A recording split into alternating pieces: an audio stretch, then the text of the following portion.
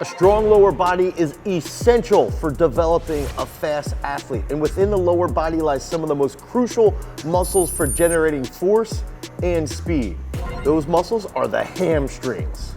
We're gonna give you 5 exercises to get those hamstrings fast and jacked, and we're gonna start right now. Now, this first exercise is reserved for the speediest. If you wanna develop those crazy freaking ham hocks, this is the movement. If you don't have access to this glute ham, you can use a back extension, a Roman chair, and you can modify this quite a bit.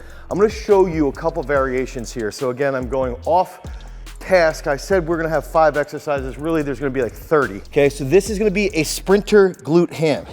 And so I'm gonna have a knee bent position and I'm gonna have one leg in. Notice this leg is just gonna be holding just a little bit of stability, 90% of my effort on that right leg. The first thing I can show you is just doing this body weight. Here, boom.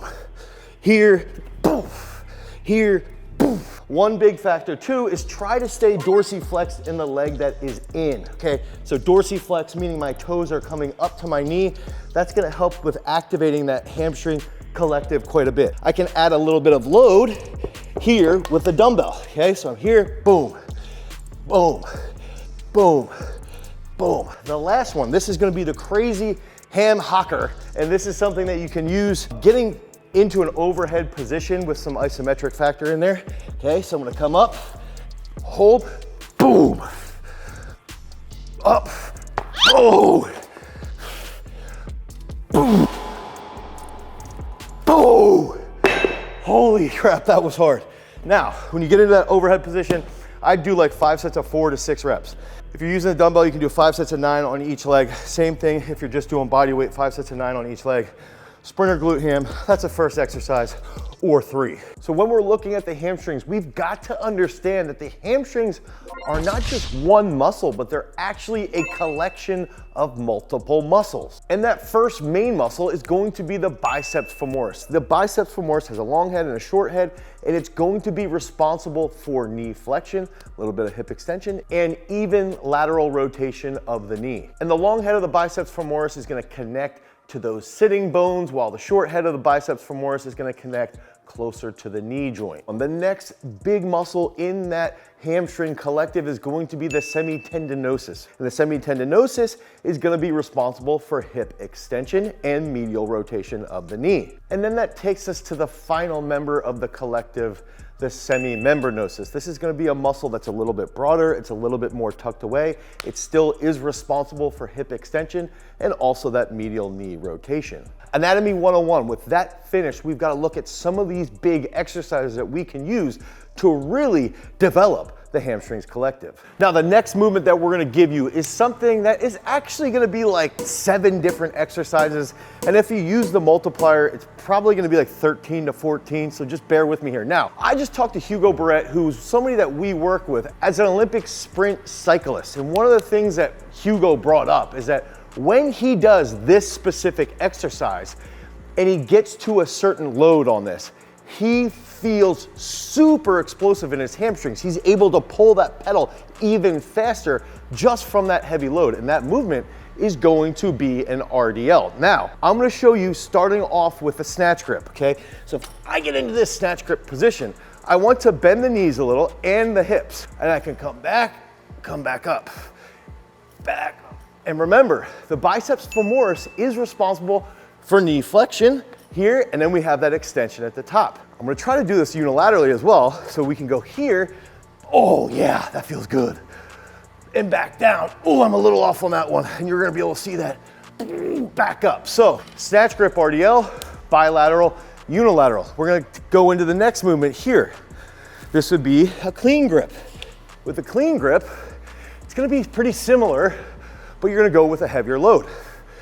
Oh, here, back down, your lower back, and hamstrings will get lit up. My right leg's gonna be terrible. Oh, there we go. Here, back up. If I'm doing bilateral movements and I want more hypertrophy, let's say we do like 4 sets of 9, 4 sets of 12. If we're doing the unilateral, I'd say 5 sets of 7 on each leg. Next one. Now we're getting into the dumbbells. Easy. Here, back up, okay? And one thing I'm gonna say is that RDLs, especially with dumbbells, is one of the best ways to teach younger athletes how to engage their hamstrings. And then we can go here, come up, come through. And try and get, especially a younger athlete, to not put this leg down. Keep that up as much as possible. Next one, we can do this with kettlebells. And the unique part with kettlebells, I'm gonna go here, and remember, I'm not doing a stiff leg. I want a little bit of a bend, back up. A little bit of a bend, back up. One thing to throw a wrench in it is I can go contralateral. Here, back through. Here, back through. And notice I can even get to a hip lock with that kettlebell position. Now the next one, I'm gonna show you two here again, but the unilateral one's gonna be very, very unique. You can get in this position, bilateral trap bar, okay?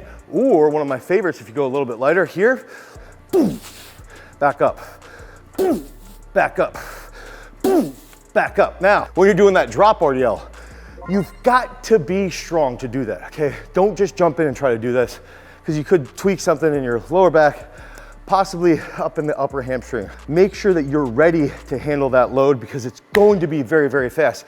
And you're gonna see an exercise later on in this video where we actually talk about some of that dynamic eccentric portions.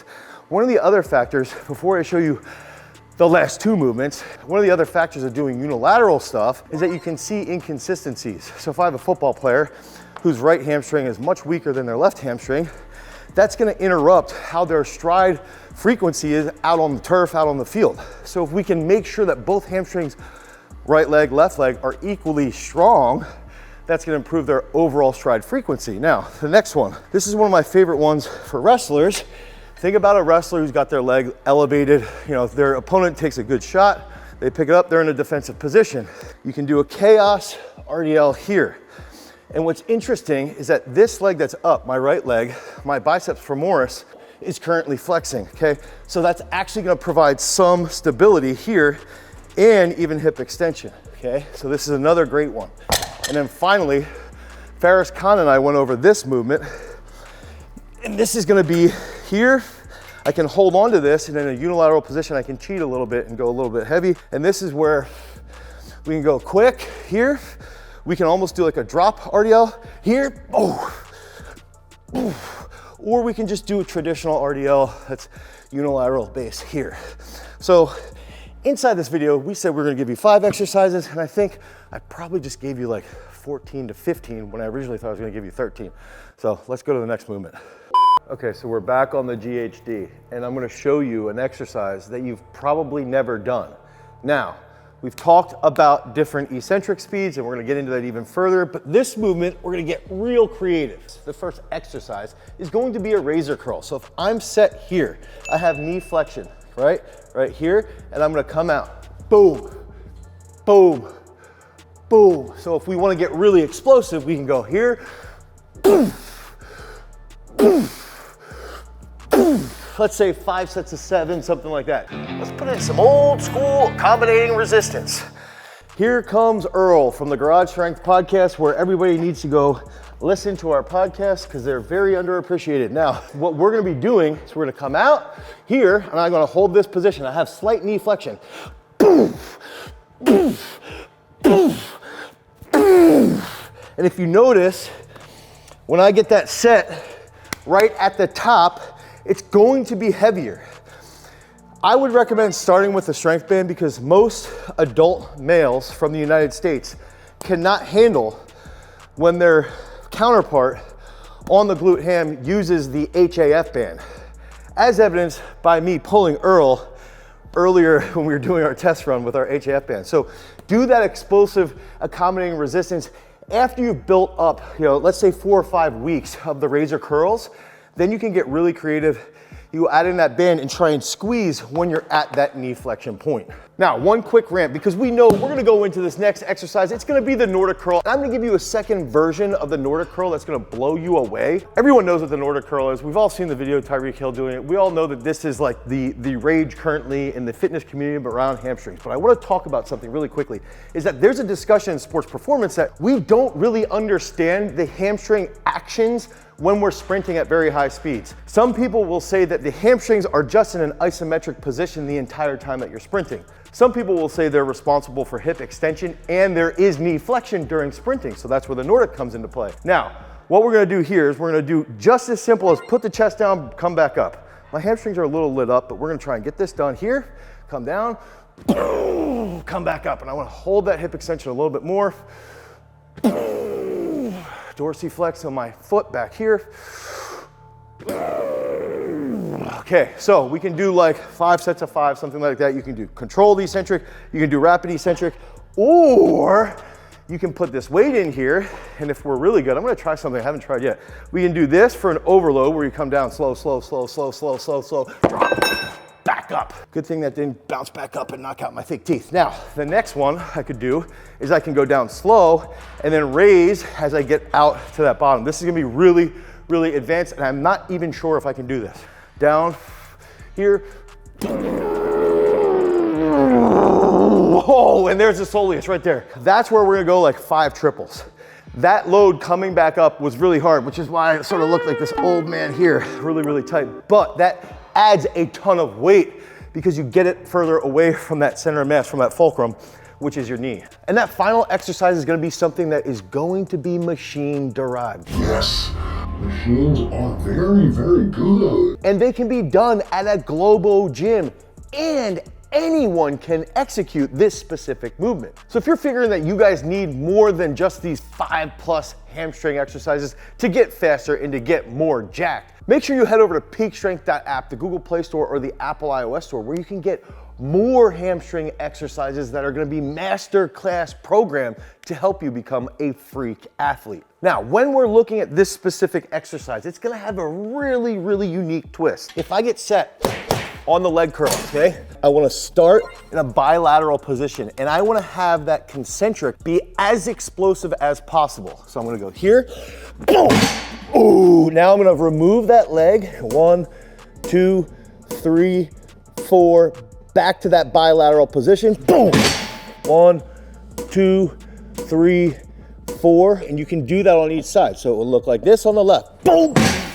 Squeeze at the top, 1, 2, 3, 4, one more, 1, 2, 3, 4. Now, if you think about leg flexion or knee flexion, that's gonna target the bicep femoris. That's typically the muscle inside the collective that we tend to see get pulled quite a bit. Let's say 3 or 4 sets of that, where we're going on that eccentric, unilaterally, concentric, bilaterally. One thing that we can then also throw in is that we can do at least 1 dynamic eccentric set. So if we can go slow eccentric, slow eccentric, slow eccentric on these sets, that's gonna target a little bit of that muscle damage. If we can do this now, this is gonna give us some of that neurological strength. So we can go here, boom, up, up. So we're going a little bit faster on that eccentric with the unilateral position on that last set. That's gonna help produce a ton of force, which is gonna have a great carryover to the sports performance world.